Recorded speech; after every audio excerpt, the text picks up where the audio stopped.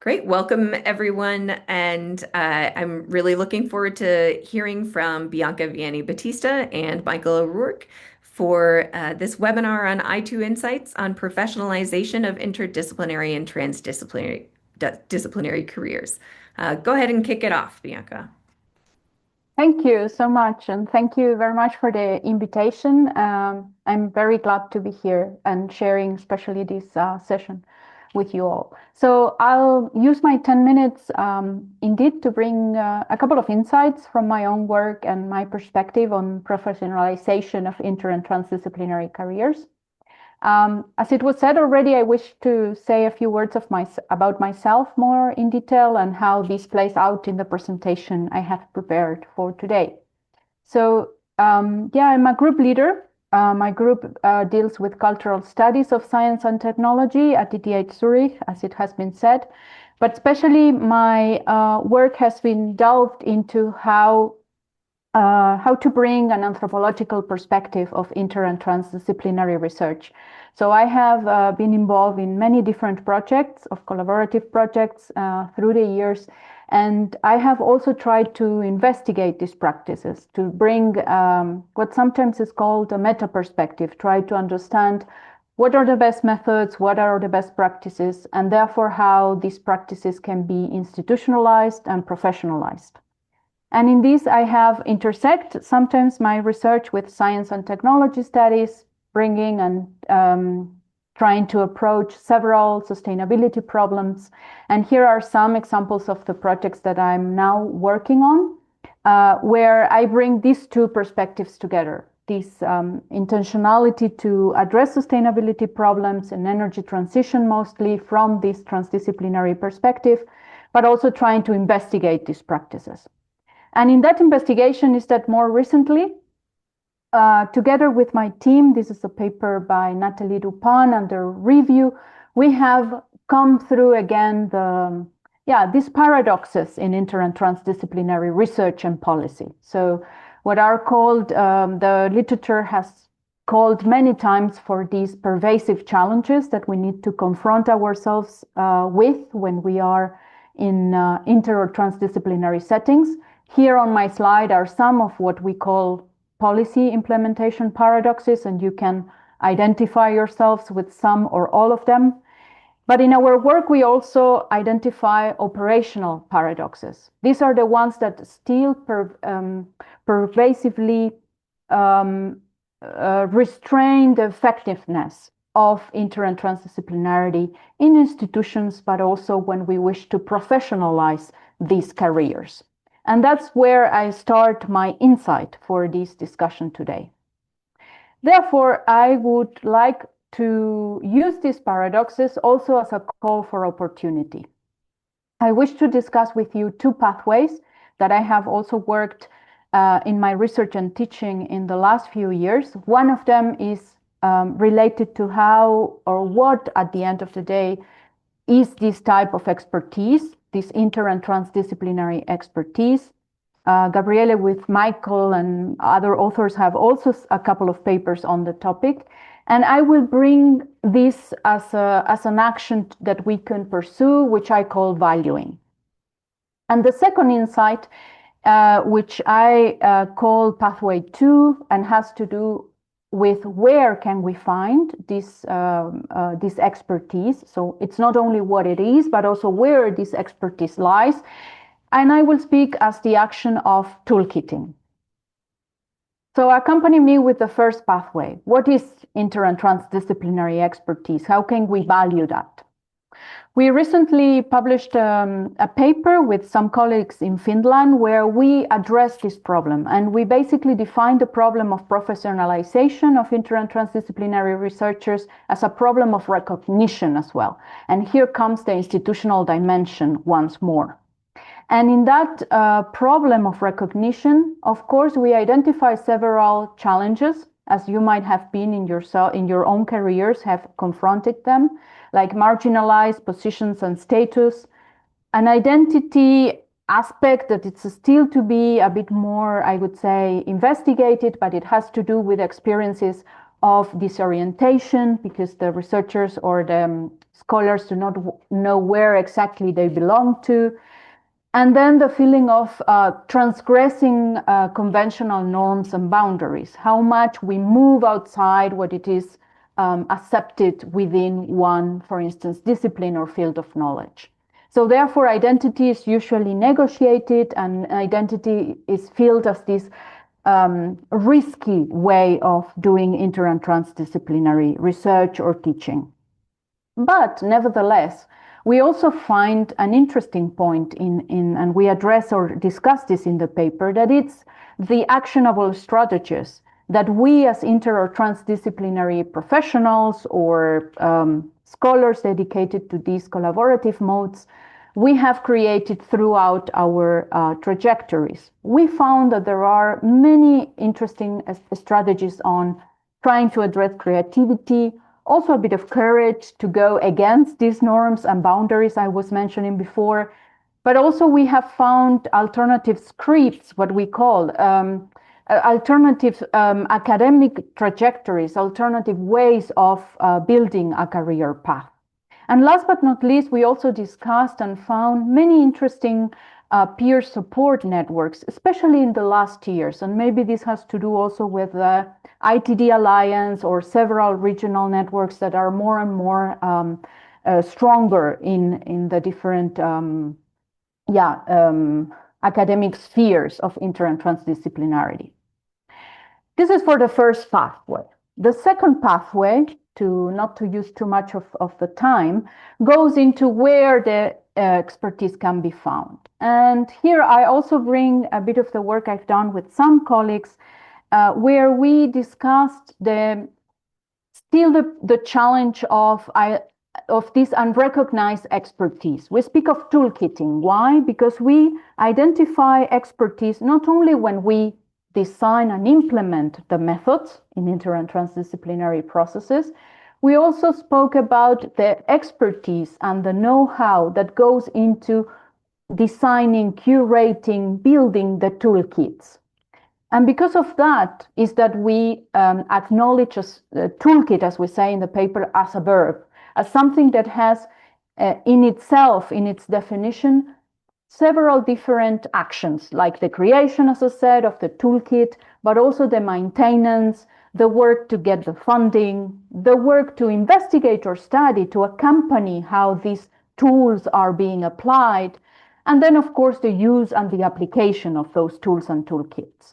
And for us, that's part of where the expertise of inter and transdisciplinary professionals can be found, in using, in maintaining, in funding these type of tools, but also toolkits, these repositories that creates kind of the memory of our fields of work. Therefore, in the paper, we also list, and I'm just bringing 2 or 3 ideas here, what are the benefits and why toolkitting needs to be, in a sense, recognized and valued as part of the expertise that could professionalize or could be professionalized by inter and transdisciplinary researchers. Of course, it makes available certain knowledge for other communities. Of course, it would enlarge the user community if we are able to transfer the knowledge we have in these toolkits. Of course, it make our standards of research higher because it also raises the quality of the research we are conceiving or approaching. And last but not least, helps to build the inter and transdisciplinary fields. And here is where I again relate the fact of trying to understand and to make clear this type of know-how, this knowledge, this expertise as means to professionalize our careers. Okay, to finalize, I emphasize the need to support this type of inter and transdisciplinary cultures, but I also brought some ideas, I will just show them all together, in relation to how we can move forward the professionalization of inter and transdisciplinarity. If we are scholars, I would basically emphasize what I said before, the need to make our expertise visible, like put it on the table as real expertise. And also, as I said, try to join and share that know-how within networks, within alliances or working groups. It's also a way of making this type of expertise more visible. But still, I want to emphasize, and I don't think that the problem is solved only to making our expertise or our know-how visible. There's still a very strong need to approach this at the institutional level, right? We cannot professionalize if there's no reward or value system that recognizes this expertise, as I said before. And I think that there we still need to push our institutions and the upper administration at universities to offer more possibilities to govern this type of institutional structures if we haven't, but also to have leadership roles that allow us to professionalize these skills, this expertise. So I'm a bit over my time, but I would like to thank you for the attention, and I very much looking forward to the discussion afterwards. Thank you.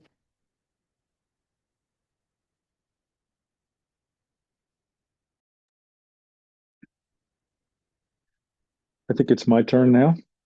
Hi, everybody. I'll share my slides.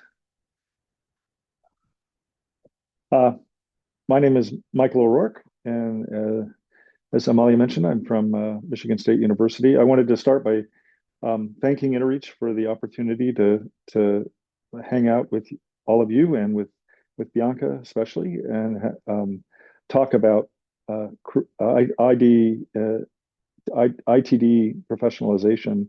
I know that's a point of emphasis for InterReach, and I think InterReach gets as much credit as anybody for helping to create new opportunities for integration and implementation specialists. It's also a real honor to have a chance to contribute to the 10-year anniversary series associated with the Integration and Implementation Insights blog, which I'm guessing probably all of us agree is one of the most successful, along with InReach, one of the most successful community building sort of like elements that I think we have.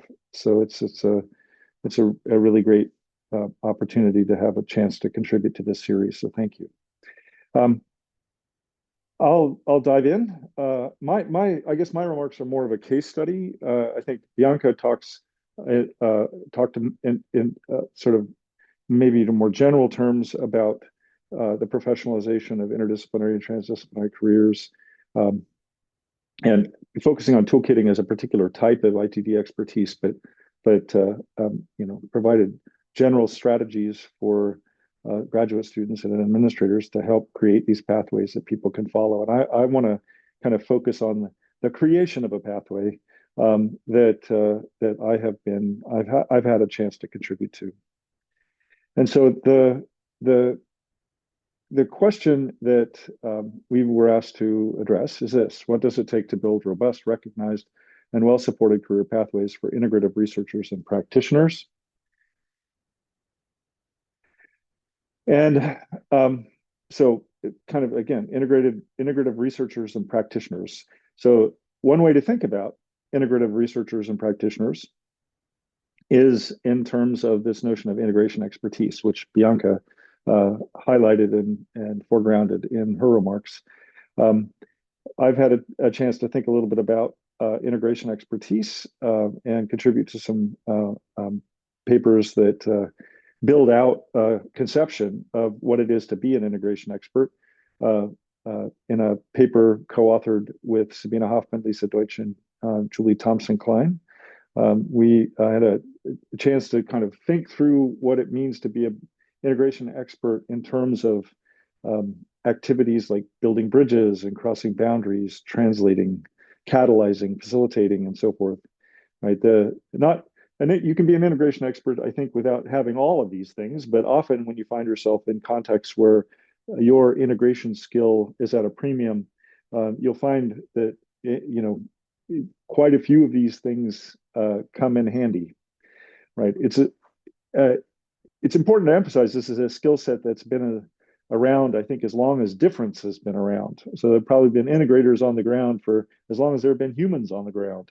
But it's not necessarily the case that being a good integrator has been, you know, worth cash money as a career path for all that long. And I think at least in the ITD space, we are starting to see career paths open up for interdisciplinary and transdisciplinary experts in, you know, places that we weren't seeing them before.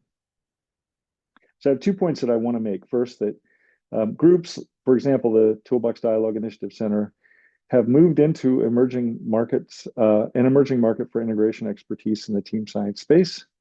That was a focus of one of our blog posts. And second, that this is driven by funding priorities that are sadly unpredictable. They seem to be swelling at this point, but it's I think we all know, you know, not the kind of thing you want to hold your breath about. So the first point I want to make has to do with work that I've been able to do in the context of the Toolbox Dialogue Initiative, which, as Amalia mentioned, I direct. It is a facilitation and research group, really kind of a consortium of investigators and collaborators distributed around the country. One of my close collaborators and a founder of TDI is on this call with me, and that's Steve Crowley. I'm not sure if anybody else is here who's part of the Toolbox Dialogue Initiative community, but Steve is as much responsibility as anybody over who TDI is and what we do. Currently, we're based at Michigan State University, and our focus is to facilitate collaborative capacity with partners and investigate. So that's the facilitation piece. We run workshops to that end, and then investigate the practice of collaborative cross-disciplinary research. So that we collect data when we run workshops. Those data feed into our research. The research then informs and enables improvements in our workshops. So there's kind of this feedback loop that's the engine which drives the Toolbox Dialogue Initiative. At this point, we've conducted more than 600 workshops around the world. These workshops are, we do a variety of things, but all of the things we do pretty much have a grounding in dialogue. And the main thing we do is conduct what we call toolbox workshops, which are designed to enhance mutual understanding and collaborative capacity in cross-disciplinary research and practice teams. Kind of the way we think about it these days is in terms of the problem of unacknowledged differences. You know, if you're in a interdisciplinary or transdisciplinary group, you know you're different from your collaborators, but you don't necessarily know how. Figuring that out is solving that problem of unacknowledged differences is the way you leverage your differences and you know, achieve your cross-disciplinary goals. And the toolbox workshop is designed to help and, you know, accelerate and facilitate this solution to the problem of unacknowledged differences. We've had quite a few partners over the years, and you know, we've currently been working pretty closely with the National Science Foundation in the United States and with NASA. And those are the two funders who really made possible the development of the Toolbox Dialogue Initiative Center, which is a kind of a group of us within the Toolbox Dialogue Initiative who are all based at Michigan State and who are really kind of dedicating ourselves to the development and delivery of the Toolbox dialogue-based services. All right, that's the kind of the background. That's the case that this is a case study of. And so my 2 points. The first is kind of related, I think, to what Bianca was saying about kind of a piece of advice Bianca provided to graduate students. You know, make your expertise visible. And that I think that's an absolutely central bit of advice, because if you don't make it visible, others won't, and they may not see it. So if you're not out there, you know, making it visible, then it's likely to go unobserved. the Toolbox Dialogue Initiative got its start back in 2005, and we really kind of preceded the market by about 15 years. We were running workshops, but and people would pay for them, but there really wasn't the kind of demand that would justify creating a center that is essentially underwritten by grants and contracts. So the TDI Center is paid for by grants and contracts. It's not paid for by Michigan State University. So those positions exist on the basis of money we've been able to obtain from funders. We've had to help define the market and create the careers that are occupied by the three associate directors, Edgar Cardenas, Marissa Rinkus, and Chet McCluskey, and our project manager, Beth McGavero. It's a pretty unstable career path that these folks have occupied. They're all, the three associate directors are all PhDs, and they had in view academic careers before they pivoted to these careers, right? But it is nevertheless an unstable career path that requires work not just to be visible, but also to be legible, to be the kind of thing that people in administrations and in funding bodies even recognize. The second point has to do with new priorities. The possibility of TDI Center was kind of created when National Science Foundation saw fit to fund Toolbox Dialogue Initiative to do work to support programs, not just projects, but programs. And so ExcelNet was the first program at NSF that did this, and it was followed soon after by Convergence Accelerator, Growing Convergence Research, Global Centers, and NASA's Heliophysics Drive Science Center. Those have been the programs that have underwritten work by Toolbox Dialogue Initiative. They recognize that supporting, using science of team science to support collaborative capacity building could improve return on investment. This recognition is slowly spreading across funders, but it's still soft. And part of the job, again, going back to Bianca's point, is creating the need, is convincing funders that this is money well spent. With that, I'll stop there. Thank you. And I think the idea is for Bianca and I to have a conversation among ourselves for a few minutes before we open things up. Is that right? And I wanted to maybe start, if you don't mind, Bianca, unless you have a burning question. No, go ahead. I have two, but go ahead. I just curious. You made this point about in undervaluing. You made this point about the identity basis of ITD expertise, and you talked about experiences of disorientation and the transgression of in conventional norms and boundaries. And I was kind of wondering if you could talk a little bit more about what you mean. So identity, that's the basis of the identities occupied by inter and transdisciplinary experts. That's how I'm interpreting that. I wanted to invite you to kind of develop that. Disorientation is something I understand quite well, so but I'm just kind of curious how it all fits in. What we did was, especially in this paper, we were thinking also about not so much what was happening with researchers when they collaborate, when you are in an inter or transdisciplinary project, but rather what happens when you work more individually and you have or you wish to develop this interdisciplinary career. And I think we discussed this before in some other conversation. And in that case, their feeling of disorientation or of not having an identity that could fit into any of the ones that are represented in their faculty or in their department was much more stronger. And it was really interesting because also one of the reviewers of the paper was asking us, but you need to give us figures, you need to give us evidence that this is the case. And we could build out of different trajectories, academic trajectories, the fact that it was even more this feeling was even more stronger, if you allow me, when these scholars were not not participating so actively in what you might call a consortium, as you were saying.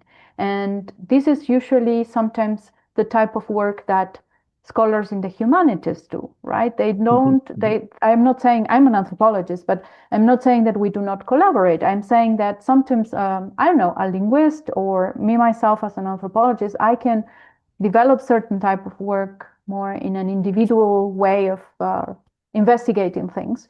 And even if I wish to go through this interdisciplinary or transdisciplinary pathway, these feelings were of losing an identity, of trying, and I've seen this a lot also in PhD programs, right? With early career researchers, they're really strong. And yeah, I wonder there if we can also try to offer at the educational level, right? Even in our PhD courses or the supervision we provide, there's now also in the community a bit of discussion on that. What is our role as well as supervisors, as teachers, as lecturers, or those who accompany and coach the early careers trying to develop their trajectory in inter and transdisciplinary settings? Can we do something about that to also to go beyond, this idea of I belong or don't belong, right?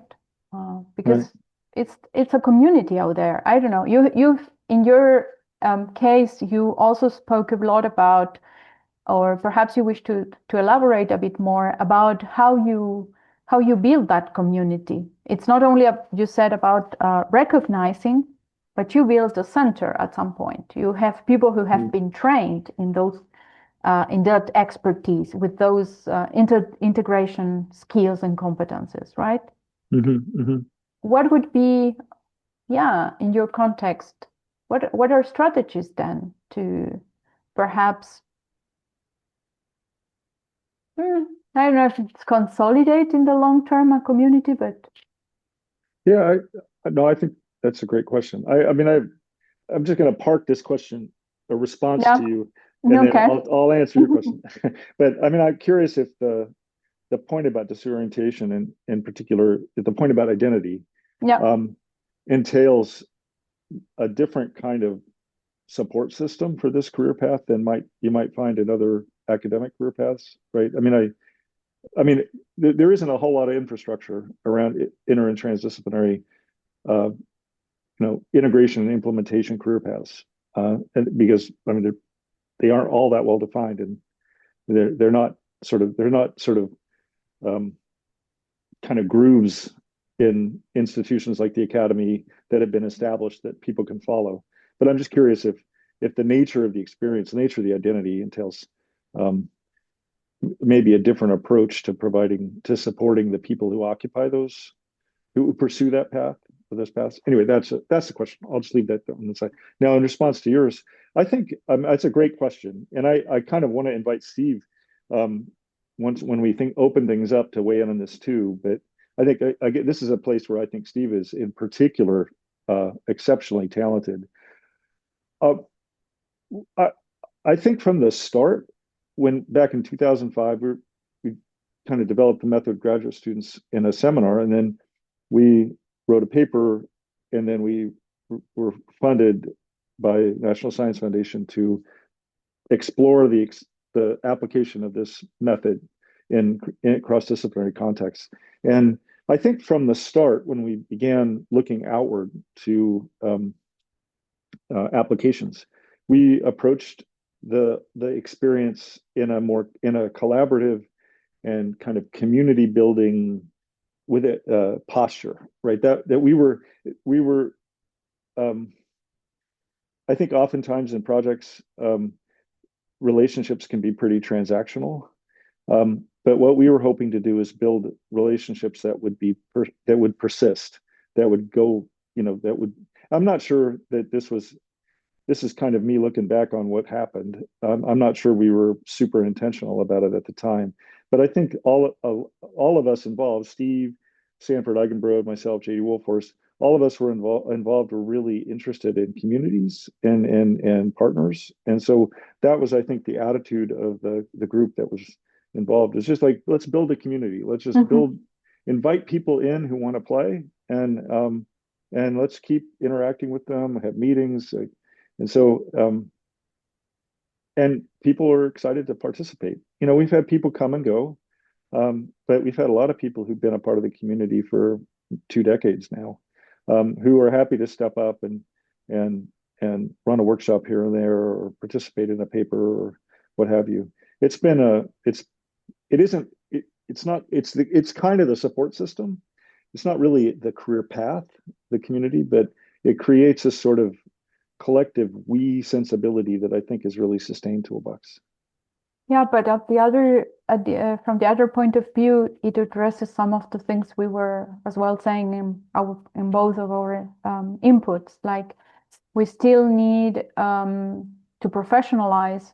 We still need this recognition, of Yeah, course. right. So it's this tension that we don't want to be disciplined, but we need to have this um, value system or reward system as we were a discipline in place, like our conferences, our journals, our communities, right, our networks, and also our institutions, or like the center or whatever structure that we have. And I, then, yeah, go ahead. I was just going to say, I think that's a big part of legibility in academic context, right? If you want to be legible as a possible funded role in an academic project, you need to look to academics and academic administrators like somebody who is a part of the culture.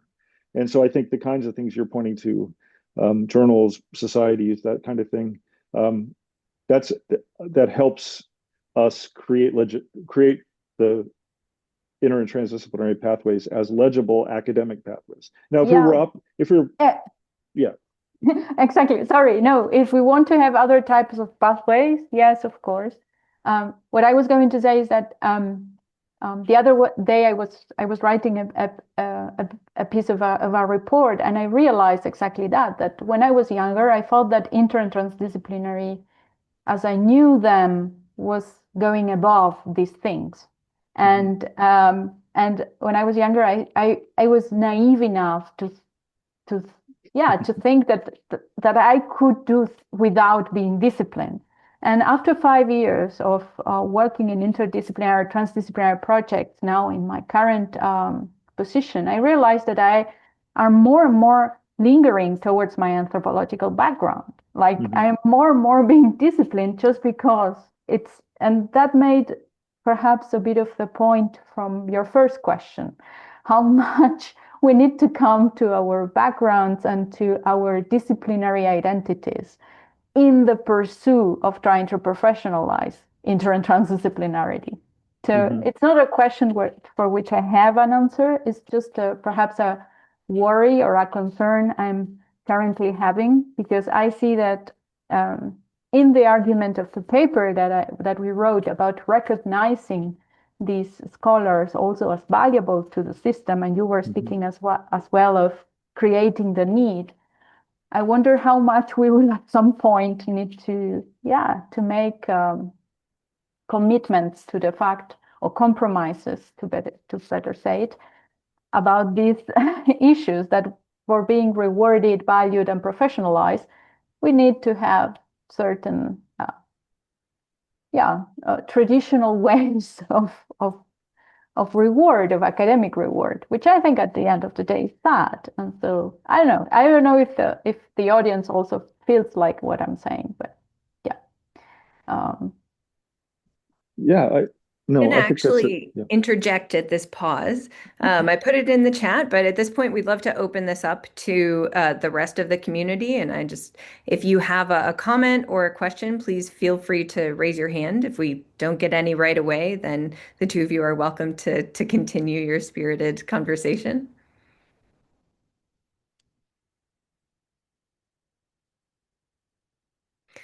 So Kenan added in the chat that Bianca's point strikes her as part of the question or issue of using the deep knowledge generated in academia over the decades.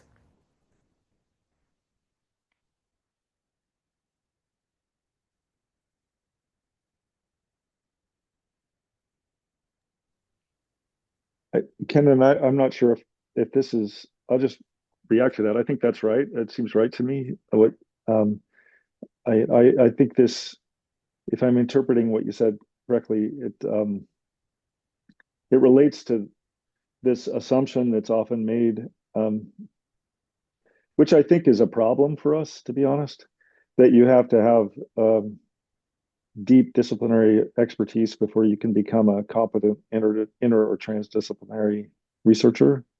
Um, and so I think that's related to like the T-shaped model of expertise, and I'm not convinced that's the case. I'm not convinced that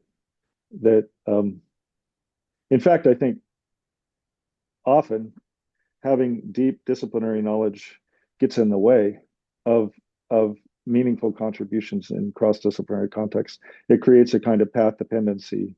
I don't know if it.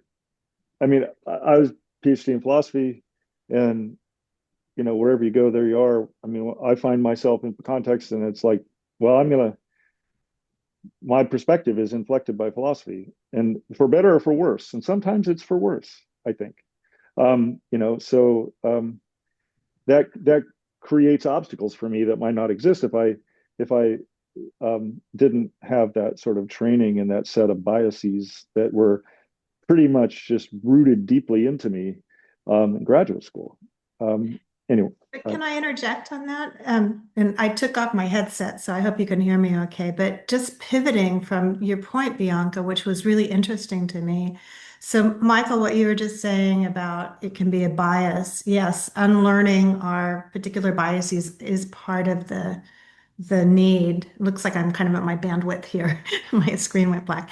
But this is part of the question that I've had for a while. Suzanne Simard's work around using Roundup and doing monoculture, et cetera. She was doing it in the field in the 1980s, and it's still not really implemented at the societal, industrial, if you will, forestry level across the board. We're not implementing this deep knowledge that we generate in the sciences. And so for Bianca to find yourself, Bianca, going back to your anthropological knowledge, it's almost like a T shape in the ITD that we actually delve into application of what we're generating in the ivory tower. That's what it's making me think of. Yeah, thank you. Um, and and I think that, as Michael was saying, I think the problem of professionalization, to come back to the invitation for this discussion, goes beyond as well these aspects, right? Go beyond how we identify. I think that we have pointed out to some interesting challenges, right? Michael was also saying the instability of these career paths, which is true. I was speaking about, yeah, the difficulties we have also to make these visible, even when we apply to positions or any type of project to put how do you present yourself, introduce yourself with this integration expertise? But I think that it's what I really pick up from what we are saying is that there has been certain pathways that have been created, right? And Michael was giving one example of the toolbox, but I can perhaps think of others, right? And it would be really interesting to understand what has been specific or special about these other pathways from colleagues or from others who have somehow pushed to professionalize this type of careers. But I do not want to end up the conversation by saying that there's no hope, but especially that there's no way out of, of the situation, because I would say that actually there's been some examples in the last decade or so where we can see that these aspects were exactly being not overcome, but really put together in a way that makes sense for colleagues, right, in the field. So, yeah. I think the infamous Steve has raised his hand and might have something to say.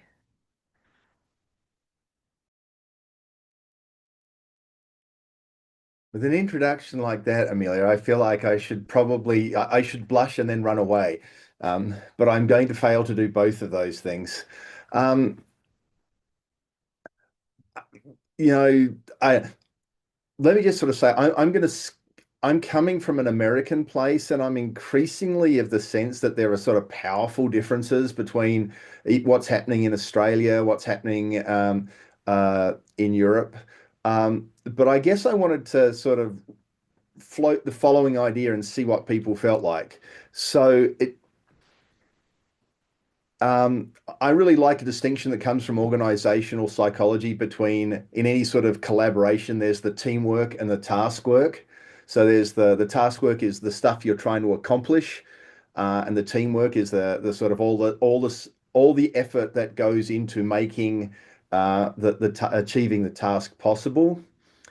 Um, and I feel like when we think about interdisciplinary expertise, there's sort of a small number of us have managed to turn thinking about interdisciplinary expertise into task work. It's the thing we study. We have sort of we have sort of tenure positions, and we live, relatively speaking, normal academic lives. We go to slightly weird conferences, right? And we publish in slightly weird places. But I think as Bianca pointed out, there are enough journals and enough associations to live that academic life.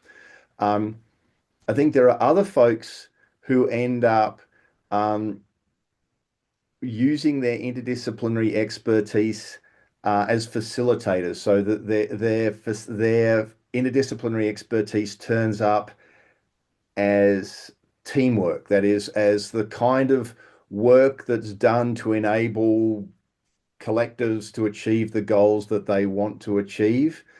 And I think that, and I just sort of think I made a list, right? I think of pretty much everyone in NORDIP so the National Organization of Research Development Professionals is in this space. There's all the work in the Centers for Translational Science awards. So the biomedical space is full of folks doing this kind of work. Um, I would say the increasing emphasis on hiring and supporting project managers as part of grant development in the United States is part of this work. Um, and I think by its nature, people who support teamwork live in this sort of odd space, right? Which is that you need a project to come along in order to facilitate it. And so I know, maybe I should stop there because I'm not sure I have um, much of a point beyond that. But I just wanted to float this idea that that at least in the American context, a lot of interdisciplinary expertise turns up in what I think of this as this teamwork space. And that often is you end up in these sort of facilitative and supporting roles. And now I stop. Yeah, if I can react to that, I totally agree. I think that's also happening a bit in the European context as well. So we are also having that makes me think of a point we recently made in a short piece with Catherine Lyell, where we were saying exactly that we also identified that some institutional experiments were done with people in inter transdisciplinary careers, right? Because then there is this other situation where you are not left aside and recognized, but rather the institution or the organizational structure recognizes the work you do, but interpreted it in the wrong way. And maybe what you're saying, at least for me, it sounds like, okay, I can do much more. I'm an integration expert. I can do much more than just facilitating. And facilitating is great. I'm not saying that.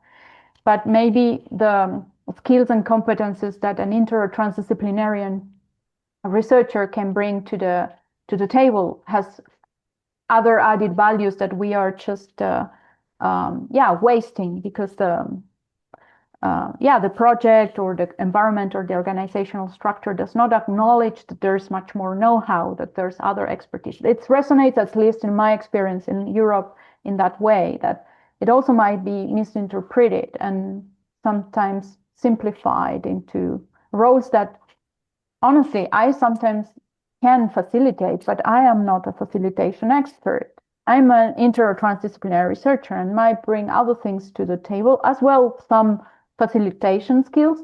But of course, if there's a facilitation expert in the room, I would rely on them to do the work. And that was the point we also tried to make with Catherine, that she uses this metaphor of the canary in the mine code, right?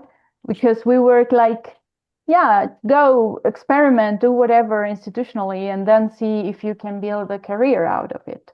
So I think there's two things. Thanks, Stephen, to also bring this and this other layer. At least it resonates with me with this other layer, right? That we can be recognized, but we need to be careful of how we are as well being instrumentalized in the wrong way or using our expertise in another way that might not be entirely valued.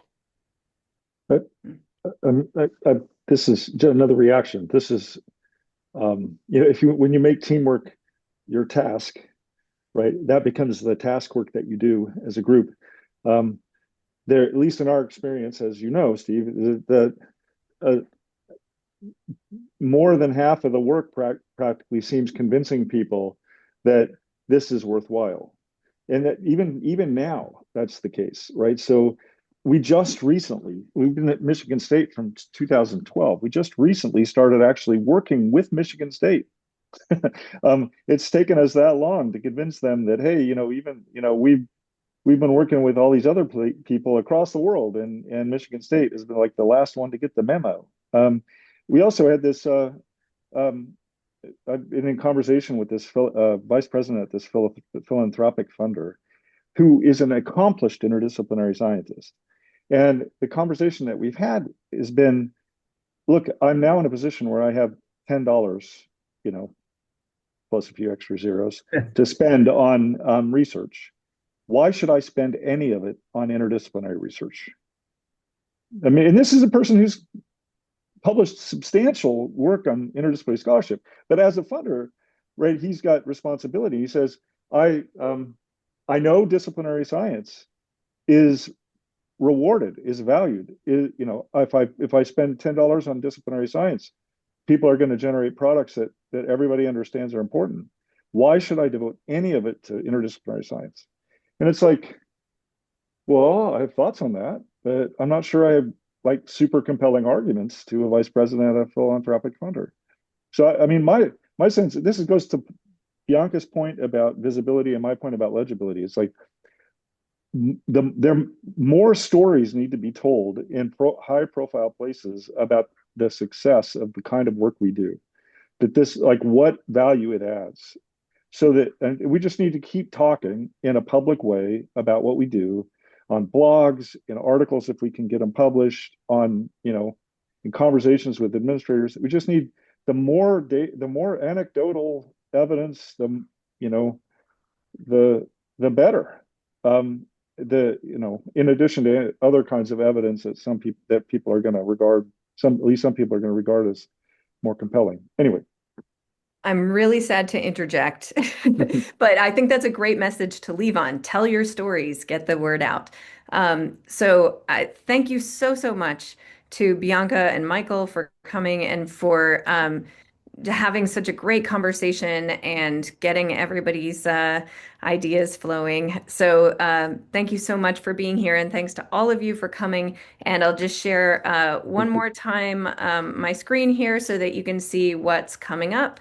So next month on March 10th, we'll be hearing from David Hart and Marina Nickel on participatory methods at an institutional level.